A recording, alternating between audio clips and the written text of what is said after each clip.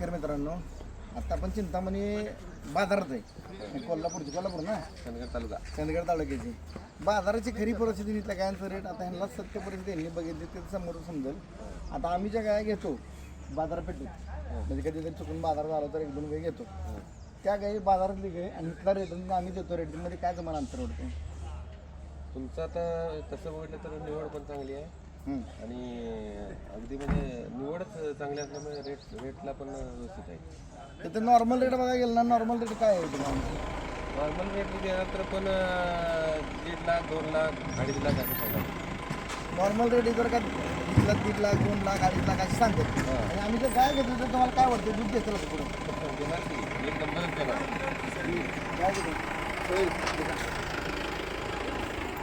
ठीक आहे. आणि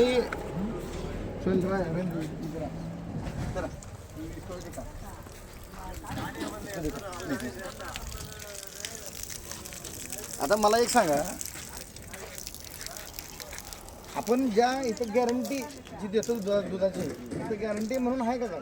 नाही गॅरंटीचं काय नाही. सोयीदार नसते का? तर गॅरंटीच्या नावाखाली काय भेटतंय? गॅरंटीच्या नावाखाली काहीच नाही. इथं फक्त गॅरंटीच्या नावाखाली धोका भेटतो.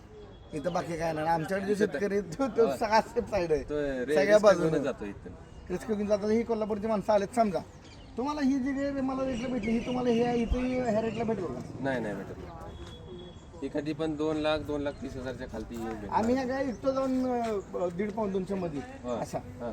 मग इथं गाई घ्यायला कितीला काय कमिशन फार कमी आहे. फक्त काय आहे की एक आपण मी बेंगलोरला काय येतो त्याचं कारण काय?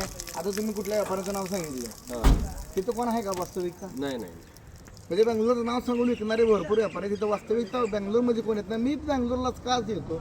मला महाराष्ट्रातले काही घेऊन 5,000 भेटणार नाहीत का? हो भेटणार. पण मी काय येतो की शेतकऱ्याच्या घरी खरोखर रिझल्ट यावा, त्यासाठी गाय इथली ओरिजिनल पाहिजे. तर इथली गाय ओरिजिनल असली तरच दूध देईल.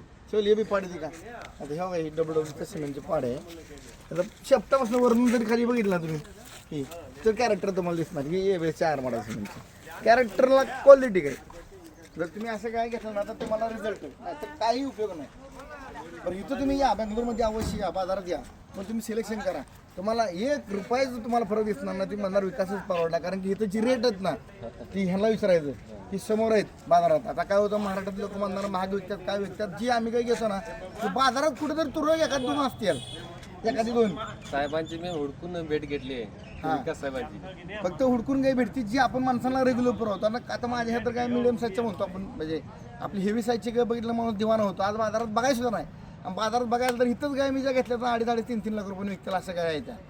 म्हणजे ही कंडिशन आहे. पण महाराष्ट्राला आपण एवढं देतोय. फक्त त्यांनी आपण इथे याचं कारण काय आहे की शेतकरी बाबा शेतकऱ्यांना बाबा पुढे जाऊन सक्सेस व्हावं, जेणेकरून त्यांना 30 लिटर 35 लिटर दूध काढून त्यावर ब्रीडिंगवर काम करावं. या गोष्टीसाठी आपण इथं बेंगलोरला येतो. नाही तर महाराष्ट्रातला व्यापार कधी बी चांगला हो.